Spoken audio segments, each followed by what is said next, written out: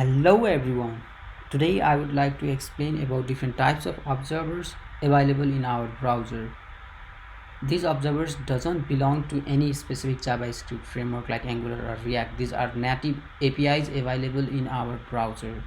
And these observers are quite useful if we want to implement features like lazy loading images or videos, or if we want to do something whenever certain part of our web page changes without resizing uh, the window or without resizing the browser.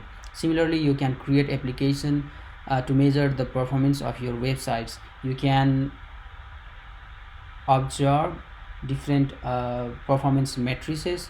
For example, you can measure how much time did it take to load or unload a document, how much time did it take to do a DNS lookup, how much time did it take to make a request and get response from the server. So you can create applications to measure this kind of performance matrices using these kind of observers. I will explain each of these observers in detail uh, in the further video, and at the end of the video you will be able to uh, see how can we use these observers in our application, because I have created demo application. Probably you can see how can we use the code and reuse that in your application.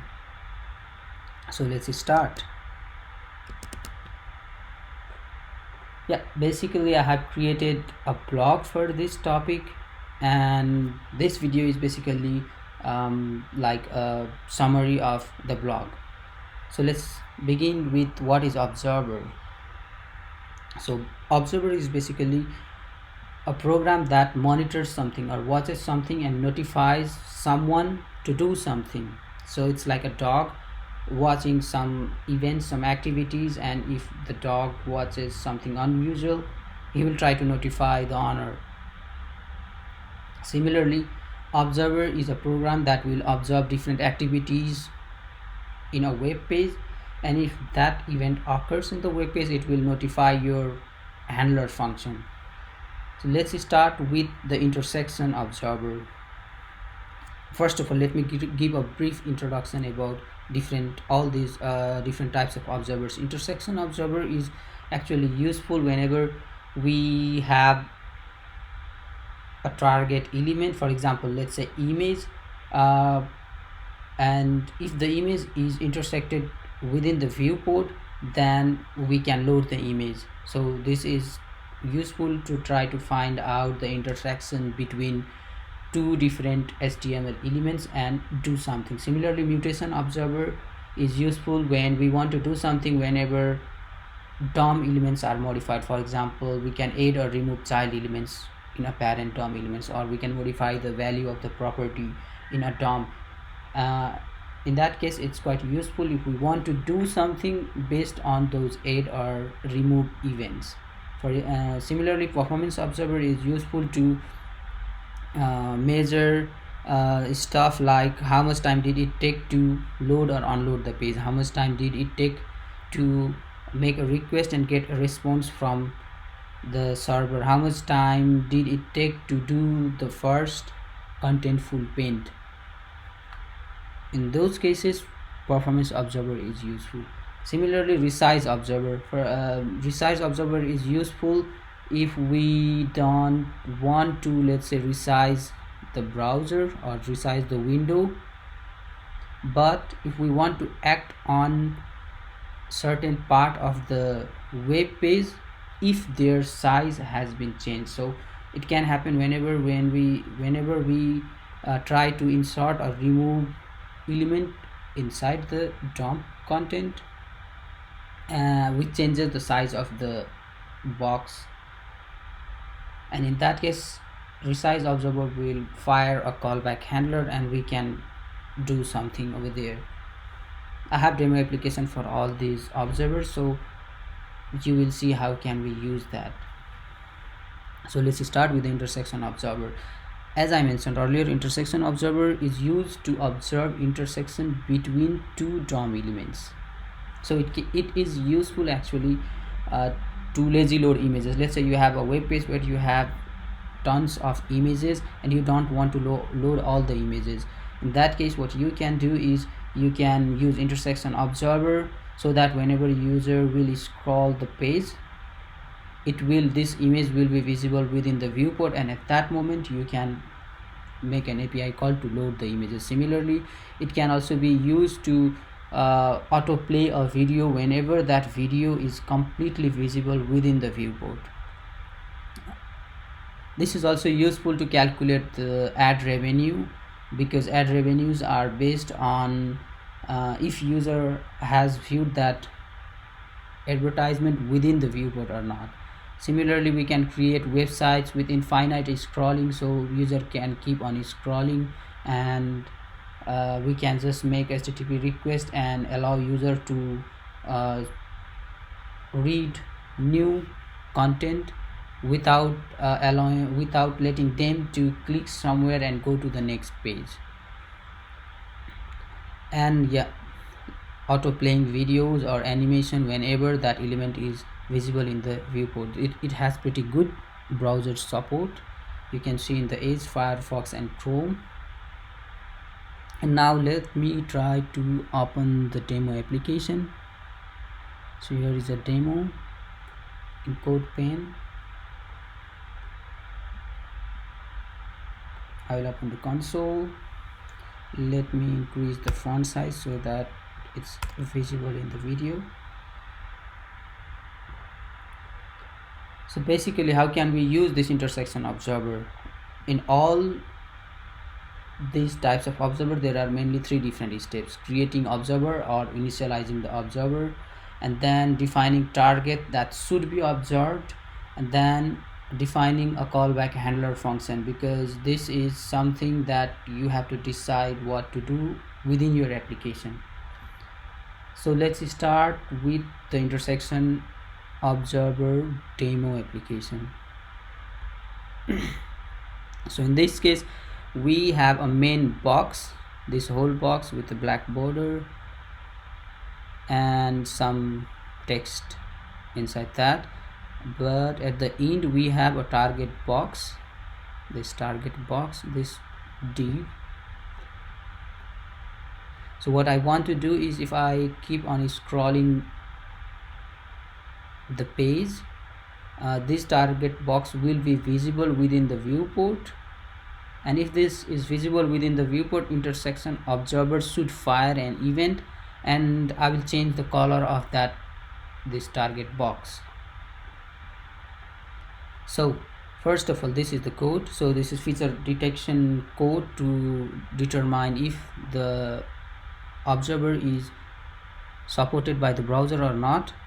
So on browser load function, what I'm trying to do is I'm trying to create a config to initialize the intersection observer. So this is a config.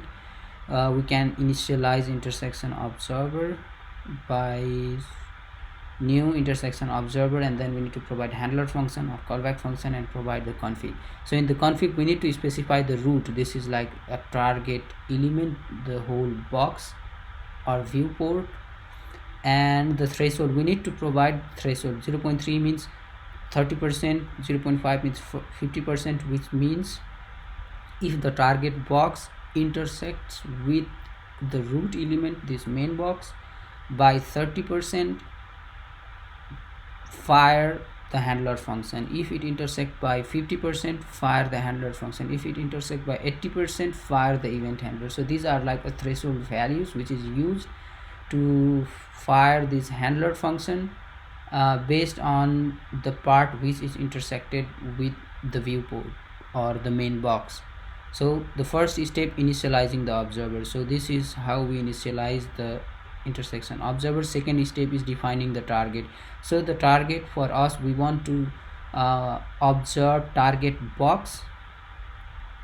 So we need to get the DOM element of that target box, and then we can say observer dot observe this target element. So when the program will observe the target element, and whenever that target is intersected with the main box, it will fire the handler function. So inside handler function, we have entries object. This is the main object we are interested in. So in this entry object we can actually find the intersection ratio, and we have a logic to change the color, background color of that box. So initially the color is gray in color, so the target box has gray color. So if it's more than 80% it will be green. If it is in between 50 and 20% it will be blue, and if it is more between, yeah, if it is if it is in between 50 and 80% it's green, between 20 and 50 it's blue, and if it's more than 20% it's red. So let's try to check. So initially it should be gray. Yeah, so you can see the box is in gray color, which is the default color. So if the intersection between the green box and between this black border main box and the target box is 30, it becomes red. So if it's more than 20% it becomes red, and if it is 51%, so if it is 51% it becomes blue, and if it's more than 80% it becomes green color. So this is how intersection observer works. So now you can assume this box as an image. So if the image is visible within the viewport, we can actually, instead of doing these things, we can actually make HTTP request to load the images or the video. So this is how intersection observer works. Now let's move on to the other type of observer, mutation observer. Mutation observer. Yeah, so mutation observer actually observes the changes in the DOM element. Initially, before mutation observer, there used to be events like DOM attribute modify. So if we modify the attributes of a DOM element, it would fire this event. So we had to do document or element.add event listener DOM attribute modified, and then the callback handler, so it would fire that event. But now it has been deprecated because of performance reason. Now we can use mutation observer, and it has pretty good browser support, as you can see from IE, Edge, Firefox, Chrome, which is pretty good. And even in this case we have three different steps: creating observer or initializing observer, defining target to observe, and then defining callback handler function. So let's go to the demo application of the mutation observer.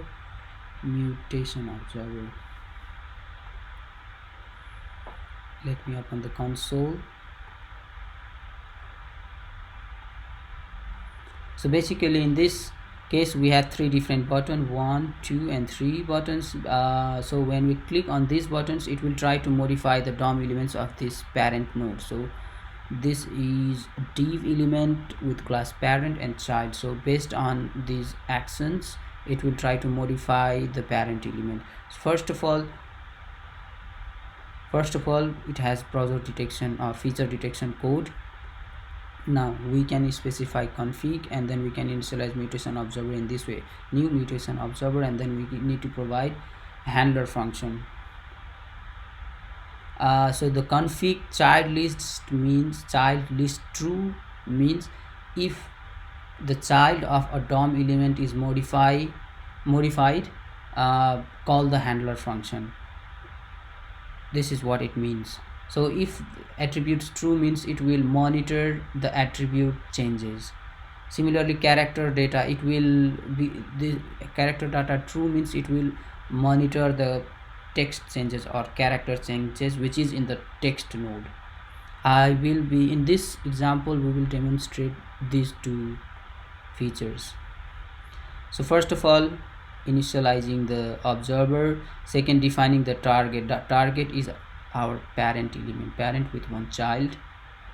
So now in this case we can specify observer.observe. So we want to observe parent element. We want to observe changes that happens to the child and changes that happens to the attribute property of the parent element. So now it has a handler function. We can observe parent, and this is the handler function. So in the handler function, what I am doing is it will get a mutation record whenever a handler function is called. So in mutation record, I can check the type of the mutation that happened to that element. So type of the mutation, if it's a child list, it means something has been done to the child of that element. If it's attribute, means something has been modified to the attribute property of that element. So let's end the code below. This is actually a simple click event listener that tries to add or remove the child elements, or that tries to change the property of the parent element. Let me open developer tools as well.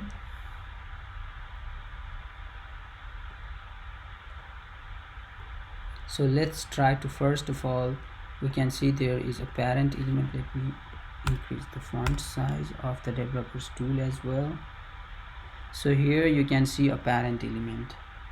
Now if I click on this, it will add one more child element, and now it will also call the handler function. So you add child and then handle mutation. Handle mutation means it has called this function, handle mutation, the handler function of the mutation observer.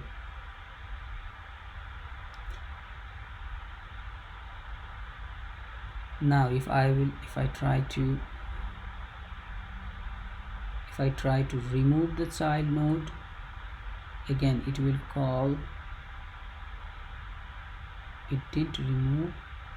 Okay, yes, it removed the child. I think something is wrong. Let me refresh the page. Let me close the developers tool so that we can see the actual output. So if you click on the add a child node,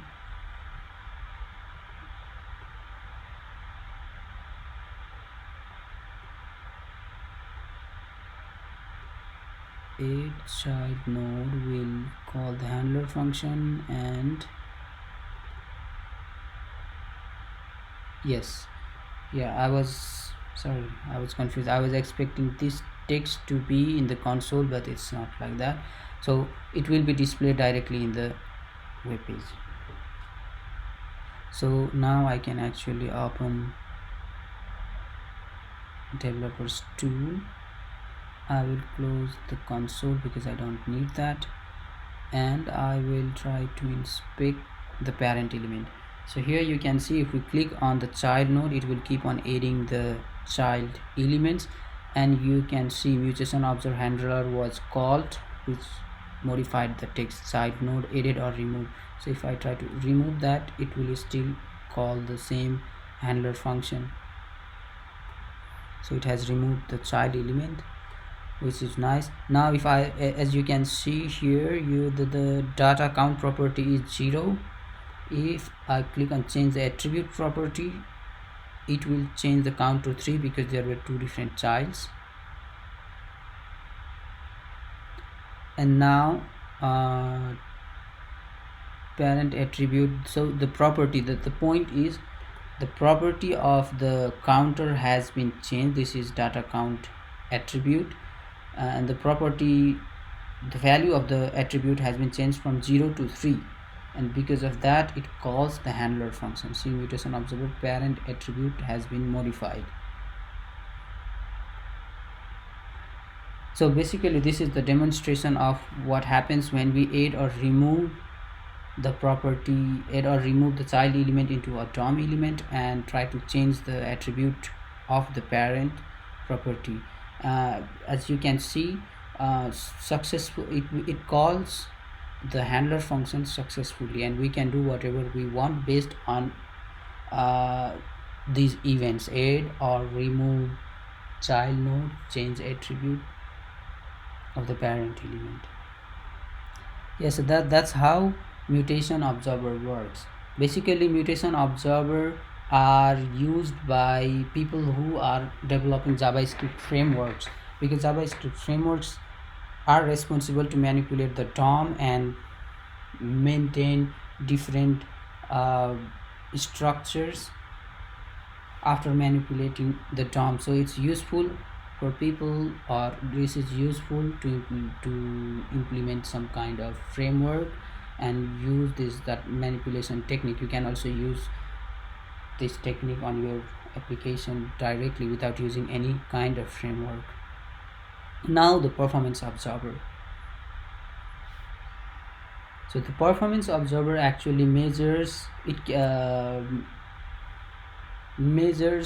stuff like the processing time between request and response in the browser. It can also be used in Node.js application. In browser, we have to use window.performance observer, but in Node.js application, we need to use perf underscore hooks.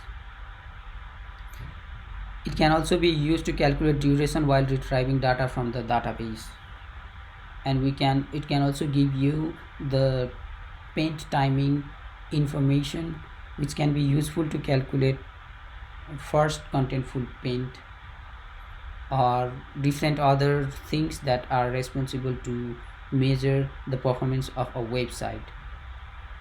So even in this case, let's go to the demo application. So in the demo application, we just have a simple button. So when we click on this button, what happens is I have a dummy function called get data from the server, which will simulate retrieving data from the server. So what we are trying to do is we want to measure the time difference between the request which is made to fetch the data from the backend. So what we can do is we can create performance observer initializer, and then logger is the handler function. And now the important thing is we need to specify what different matrices or what different performance parameters do we want to monitor or watch. Right now I'm using event type mark and measure. There are different other types as well that are, for example, performance entry type. So we can use frame or navigation or mark measure. Right now I'm using measure and mark. This frame is actually useful to frame is actually the amount of work done by the browser in each event loop. So we can measure the time took by the browser to execute each event loop. Similarly, navigation, this performance navigation timing API is used to measure stuff like how much time did it take to load or unload the document or the web page. This is about browser's navigation timing API. So we can use all these types of event types and measure different things based on those event types. So now we need to specify observe config. We don't need to specify like the target in this case, because we want to, this is like a global web page performance thing. So in the callback handler, I'm just trying to measure the entry name, event type, start, and the duration it took to process the code. So when we click on the performance button, let me click on this. I think there are lots of things. Let me comment this line. So inside the logger, I will comment this line so that we don't see this entries array. So whenever I click on the measure performance, it will call this function with start measuring, and then it will mark a point called start, and then after 300 seconds it will call set timeout. It's just used to simulate the fetching of data from the database server.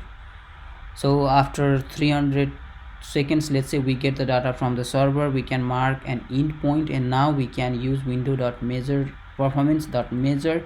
We can specify any name. I will have specified start to end, and then we need to specify the name of the mark. This is start and end. So it will measure the performance between mark 1 and mark 2. Click on that. Now you can see start measuring. So after this point, this line was printed because of this piece of code, mark start. Then after 300 seconds, this block of code was executed, and you can see the total duration to execute this get data from server function was 300.4099 milliseconds. So this is how you can measure the time difference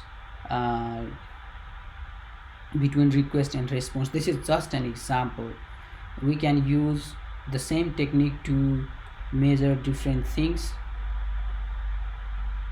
For example, to measure how much time did it take to load or unload a document. There are different APIs.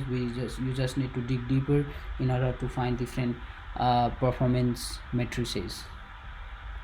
Now the last observer is Resize observer.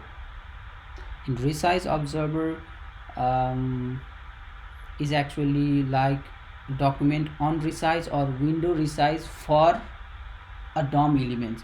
Generally, if we resize the browser in this way, it will call, if we have event handler function inside window.resize or document.onResize function, it will fire that event.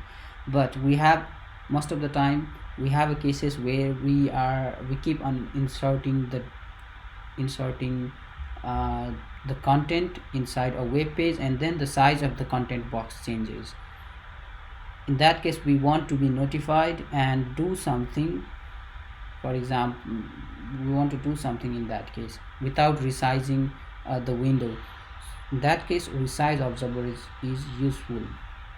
So in order to understand Resize observer, we need to understand the box model, CSS box model. So inside CSS box model, the place where the actual content reside is called content box, and then if there are padding, it is called padding box. The border occupies border box, and the margin occupies margin box area.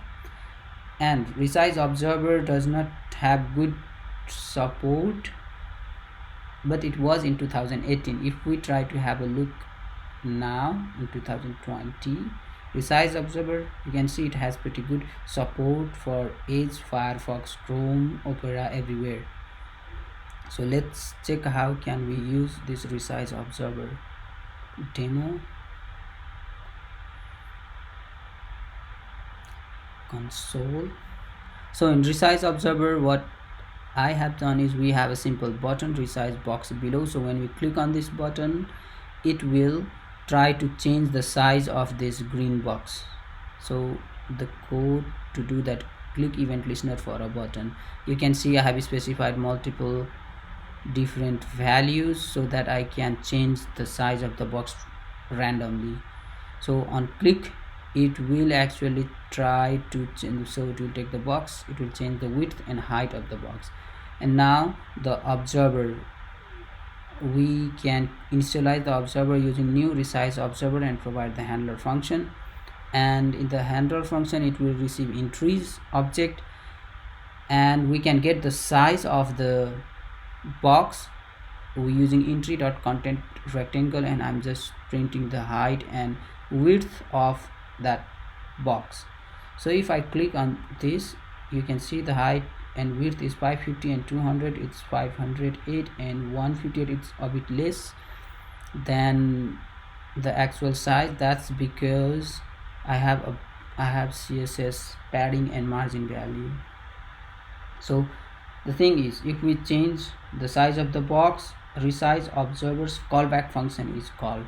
That's an important thing to notice. So if we click on the Resize observer, if we click on a button, it will call the Resize observers dimension. So in order to get the actual dimension of the box, actually we need to remove these paddings. Let's say padding is 0, border margin is 0. So the height width is 450, 600, 440. Okay, I need to remove the border.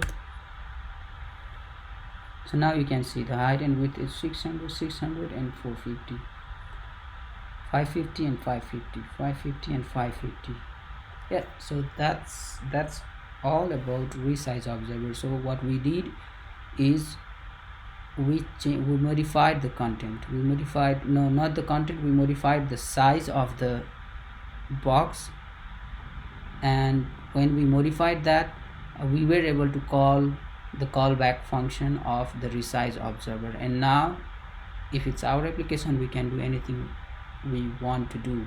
We can either remove this whole element, or we can increase the height of this element. We can load something within this element. Yes, that's all about the resize observer. Yeah, that's what I wanted to explain. And yes, I hope this was useful. Thank you.